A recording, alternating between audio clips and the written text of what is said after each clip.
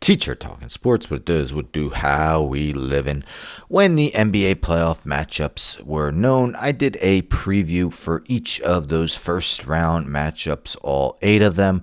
Well, the playoffs are now a little more than a week and a half through, and we know one series that will occur in the second round. So I'm going to preview that series. It is between the top seed in the Eastern Conference, the Cleveland Cavaliers, versus the 4 seed in the East, the Indiana Pacers. Now, both teams pretty handily won their opening round matchup. The Cavaliers completely outclassed the Miami Heat in a 4-game sweep. Game 4 was one of the biggest blowouts in NBA playoff history. They did so even with Darius Garland missing the last 2 games of the series. Meanwhile, the Indiana Pacers won their series in 5 games. They surely looked like they were going to lose Game 5, but a fairly miraculous comeback and, an unforced error by Gary Trent Jr.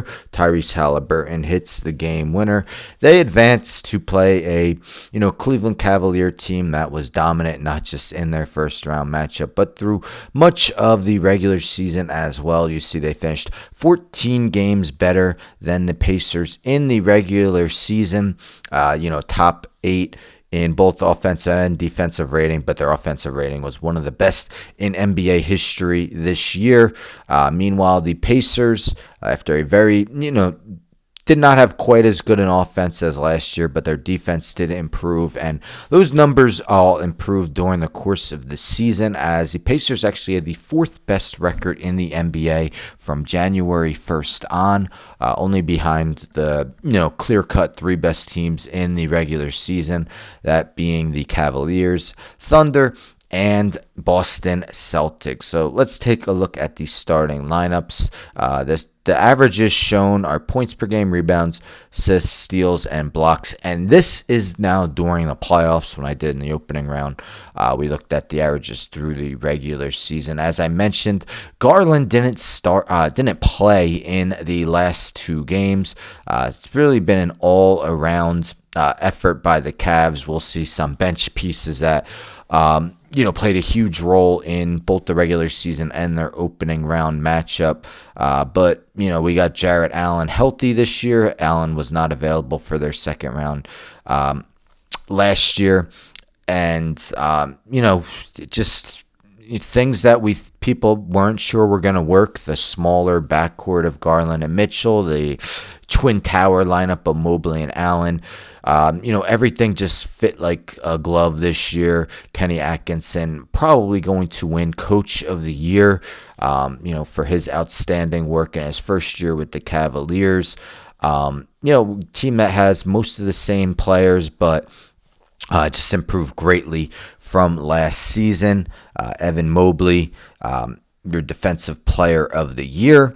Again, Donovan Mitchell, probably going to be all NBA first team guy. Max Strus had a solid first round series as well. And, these averages might have even been higher for some of these guys if there wasn't so much garbage time at points in this series. Meanwhile, the Pacers, Tyrese Halliburton hasn't necessarily been shooting the ball a lot, but he's really been dishing it out. You see averaging 11.6 assists in that first round series against the Milwaukee Bucks. Andrew Nembhard continues to up his play in the postseason. He did so last year as well. Part of the reason why the Pacers started off so slow is that both Nembhard and Naismith missed a bunch of time, but they've been back, and the Pacers have improved greatly because of that. They have a lot of depth, as we'll see with their bench. Pascal Siakam, that solid top scorer in the opening round, sometimes the second option behind Tyrese Halliburton, but continues to be a solid player. And Miles Turner, that stretch big, we'll see how the matchups go. Not quite sure who Well, I mean, they're going to probably stick Evan Mobley on Pascal Siakam in all likelihood. Jarrett Allen's going to have to defend from deep because Miles Turner can definitely stretch a defense. But yeah, I could see Halliburton probably would stay with Garland, Nembhard with Mitchell. But yeah, these have been their starting fives for much of the season. Both teams have remained fairly healthy through much of the second half of the season. I also meant to mention that the Pacers actually beat the Cavs 3 of 4 matchups, but 2 of them came late in the season. 2 games the Pacers won, and the Cavs had pretty much sewn up the top seed in the East. Guys were resting, so I'm not reading too much into that. As I mentioned, we take a look at the benches. 2 guys that were really in the running for Sixth Man of the Year. DeAndre Hunter, of course, started the year with the Atlanta Hawks, traded to the Cleveland Cavaliers, and has performed quite well with them. Ty Jerome, one of the big surprises in the NBA this season, a guy who I played either 2 or 3 games last year and really hadn't amounted to much at the NBA level prior to this year, but man, did he break out. Sam Merrill actually started the 2 games that Darius Garland missed. Isaac Okoro, he had a decent season from 3-point range, but a guy who's struggled at times in the playoffs from deep.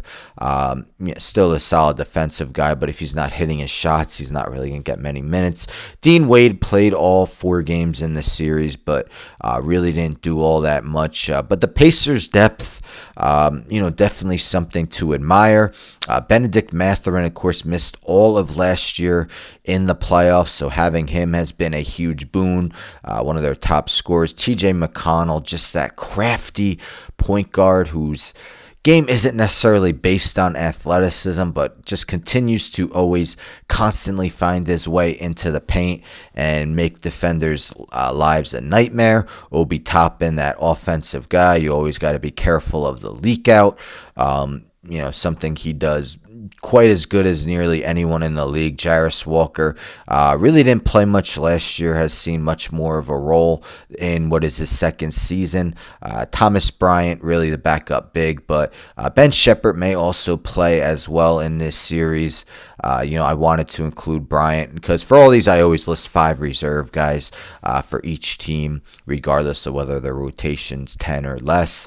But Bryant did play in all 5 games, in that Pacers-Bucks series. So I did include him. So, with that, let's take a look at DraftKings Sportsbook for the series odds.